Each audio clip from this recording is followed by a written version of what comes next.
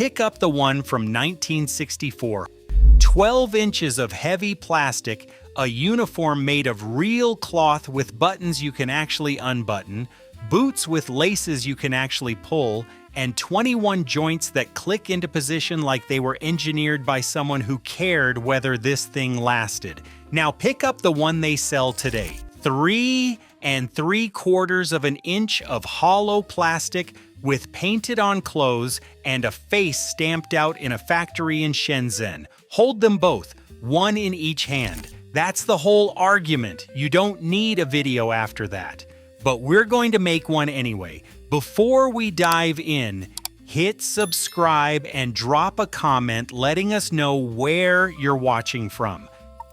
The first thing you noticed about the original G.I. Joe was the weight. You picked him up and he was there, dense, solid, present in your hand in a way that told you this was not some disposable thing from the bottom shelf. This was something someone had made with intention. The plastic was thick, the joints were tight, the head sat firm on the neck and turned with resistance, not looseness. When you set him on the table, he stood. He didn't wobble, he didn't lean, he stood like a man who knew what he was doing. Because the engineers who built him, Korean War veterans working in Pawtucket, Rhode Island, knew what a real soldier looked like and wouldn't accept anything less. The uniform was the first thing that separated him from every other toy in the store. It wasn't printed on, it wasn't painted on, it wasn't sculpted into the plastic, it was sewn. Real cloth cut to scale, stitched together with real thread, fastened with real buttons and real zippers and real snaps. There was a label inside the collar, a tiny tag that said G.I. Joe, sewn into the neck of the shirt the same way a real uniform has a label sewn into it. You could unbutton the jacket, you could unzip the pants, you could pull the boots off and see the socks underneath. You could strip him down to nothing and dress him in an entirely different outfit, navy whites, marine dress blues, Air Force flight suit, Army fatigues, and each outfit was sold separately, and each one was made with the same care, the same buttons, the same zippers, the same stitched label. Go to Walmart right now and pick up the current G.I. Joe. Look at his clothes. They're not clothes. They're texture molded into plastic and painted with a spray gun. The buttons aren't buttons. The pockets aren't pockets. The belt isn't a belt. Nothing comes off. Nothing goes on. What you see is what you get. And what you get is a 3-inch piece of painted plastic that looks like a soldier the way a photograph of a steak looks like dinner. The original came with a Footlocker, a wooden box, real wood, not cardboard, not plastic, with a metal clasp that snapped shut and a lift-out tray inside for organizing his gear. You open that Footlocker and it smelled like cedar and possibility. You laid out his uniforms on one side and his weapons on the other, and his boots paired at the bottom, and closing it at the end of the day meant the mission was over and everything was accounted for. It was the first organizational system most boys ever used. It taught you to take care of things, to put things back where they belonged, to respect your equipment. The current G.I. Joe comes in a blister pack, a plastic bubble glued to a cardboard backing that you rip open and throw away. There is no Footlocker, there is no tray, there is no cedar, there is no clasp, there is nothing to close at the end of the day because there is nothing to organize. The figure comes with what it comes with, and the packaging goes in the trash before the kid gets to the car. 21 joints, that's what the original had. Neck, shoulders, elbows, wrists, waist, hips, knees, ankles, each one engineered to hold position under the weight of the figure and whatever gear he was carrying. You could make him kneel behind a sandbag. You could make him sit in the Jeep with his hands on the steering wheel. You could make him crawl on his belly through the garden dirt with his rifle in front of him. You could make him do anything a real soldier could do because his body moved the way a real body moves. Joint by joint, click by click, Position by position, the patent said it all, toy figure having movable joints. Number 3,277,602, the first of its kind. The invention that created the entire action figure industry, the current G.I. Joe can stand, barely.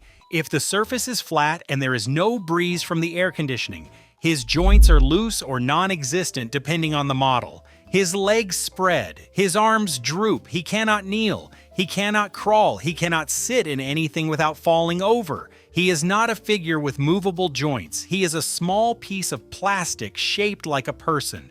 The Jeep tells you everything. The original G.I. Joe Jeep had a working winch on the front, a real cable wound around a real spool that you could crank by hand.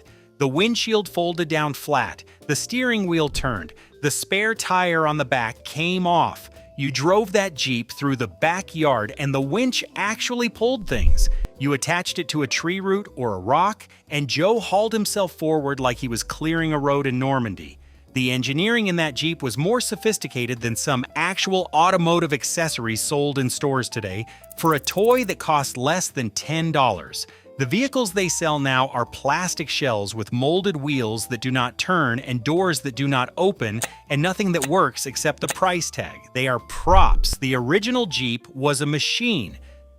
The men who designed the original G.I. Joe were not toy designers. They were soldiers. Don Levine, the creative director who drove the project, was a Korean War veteran. The team at Hasbro included multiple men who had served.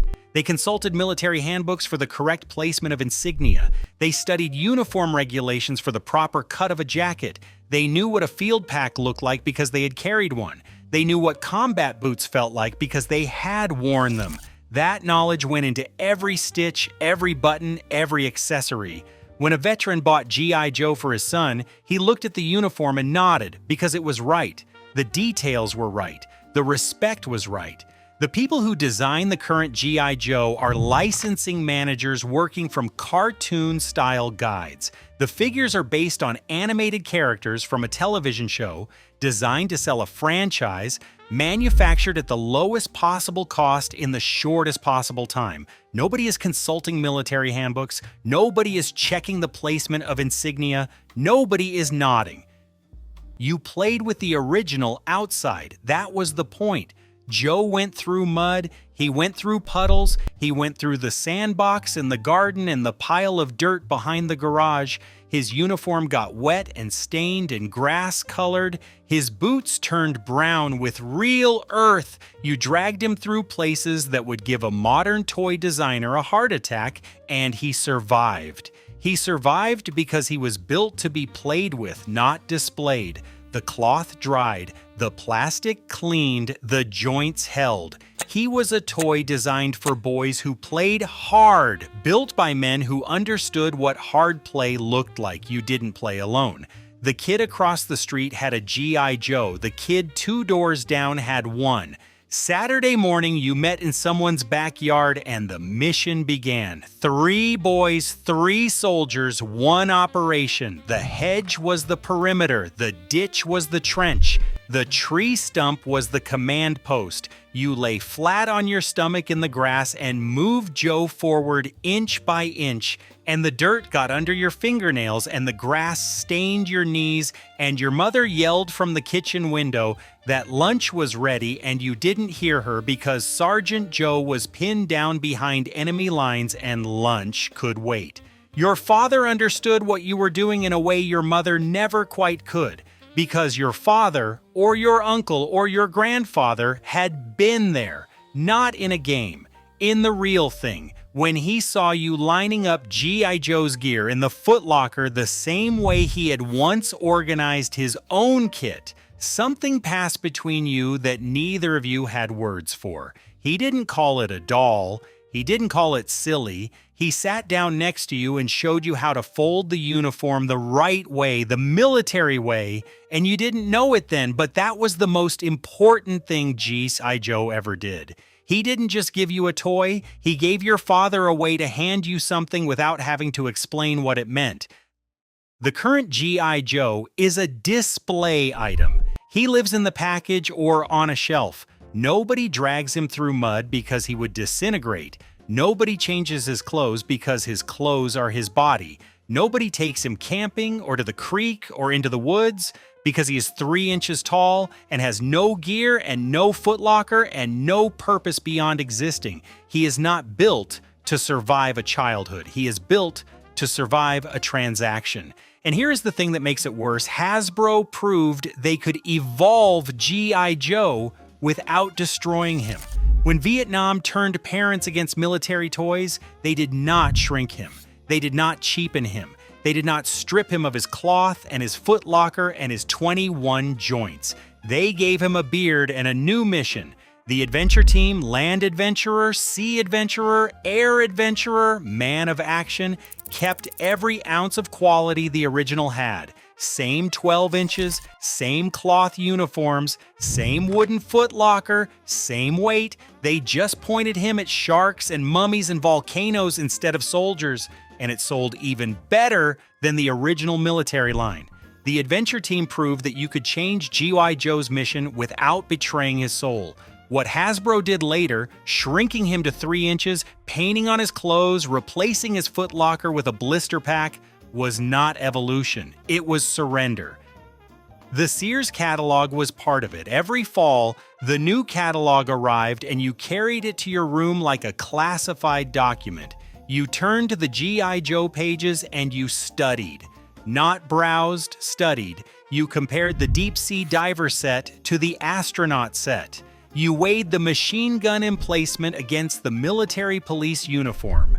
You circled your choices with a pencil, dog-eared the pages, and left the catalog open on the kitchen counter where your mother would see it. Some years Sears had exclusive sets you could not find anywhere else. Combinations of gear, weapons, and vehicles that made other stores look like they were selling the economy version. The waiting was part of it. The dreaming was part of it. The anticipation of Christmas morning, knowing that somewhere under that tree was the next piece of a world you were building one accessory at a time, that was part of it. The current G.I. Joe is on Amazon. You click, it arrives tomorrow. There is no catalog. There is no circling. There is no dreaming. There is no waiting. There is no counter to leave it on and no mother to notice and no Christmas morning to hope for. The transaction is instant and the toy is forgotten by the same afternoon. The original G.I. Joe cost $4 in 1964. Adjusted for inflation, that is about $40 today. For that $4, you got 12 inches of articulated figure, a hand-sewn cloth uniform with real buttons, dog tags, boots with laces, and a weapon. The outfit alone had more craftsmanship in it than the entire toy section at most stores today. If you bought the Footlocker separately, that was another couple of dollars for a real wooden box with a metal clasp that your grandchildren could still use 60 years later, and some of them do. The current G.I. Joe costs $10 to $15. For that you get 3 3/4 inches of painted plastic. No cloth, no buttons, no zippers, no footlocker, no laces, no weight, nothing that will survive a weekend, let alone a childhood. You pay more in real dollars and get less in every measurable way. The original was cheaper and better. That sentence should not be possible in any industry. But in the toy business, it is the truth, and everybody who was there knows it. Here is what they took from you. Not just a toy, a philosophy. The original G.I. Joe was built on the idea that a boy deserved something real, something heavy, something with buttons he had to learn to fasten and laces he had to learn to tie and joints he had to figure out how to position. Something that could go outside and get dirty and come back and be cleaned and put away in a wooden box that closed with a sound that meant you were done for the day. That idea that a toy should challenge a boy, should respect him, should last, is gone. It has been replaced by a philosophy that says a toy should be cheap, fast, tied to a movie, and forgotten by Tuesday. The original G.I. Joe trusted boys to take care of something valuable. The current one does not trust them with anything at all. You know this because you were there. You held the real one. You dressed him in the real uniform. You felt the weight. You heard the click of 21 joints locking into position. You opened the Footlocker and smelled the cedar and knew that everything inside was accounted for. You were 8 years old and you were responsible for a soldier, and you took that responsibility seriously because the toy itself demanded it. Nothing on the shelf today demands anything. Nothing on the shelf today weighs anything, and that is exactly the problem. Some of you have tried this experiment. You pulled out your old Joe, or you found one at an antique mall, or you bought one on eBay for $100, and you handed it to your grandson. You handed him the original 12-inch G.I. Joe with the cloth uniform and the real buttons and the heavy plastic and the scar on his cheek, and you watched his face. You watched him hold something that weighed more than his entire collection of modern action figures combined. You watched him unbutton the jacket. You watched him discover the Footlocker. You watched him try to put the boots back on and struggle with the laces and refuse to ask for help. For 10 minutes, maybe 20, maybe an hour, he played with something real. Something that asked more of him than a swipe. Something that didn't light up or make sounds or connect to an app. Something that just stood there, heavy and still and waiting, and demanded that he bring the imagination. That is what they destroyed. Not a toy, not a product line, not a brand, a standard. The idea that the thing you hand a child should be worthy of the child you're handing it to. The original G.I. Joe set that standard in 1964. Nothing since has met it. And the 3-inch painted plastic figure they sell under the same name isn't just a disappointment. It's an insult to every boy who ever opened a Footlocker and smelled the cedar and knew, without anyone telling him, that what was inside mattered. If you had the original 12-inch G.I. Joe, tell us in the comments, would you trade him for 100 of today's?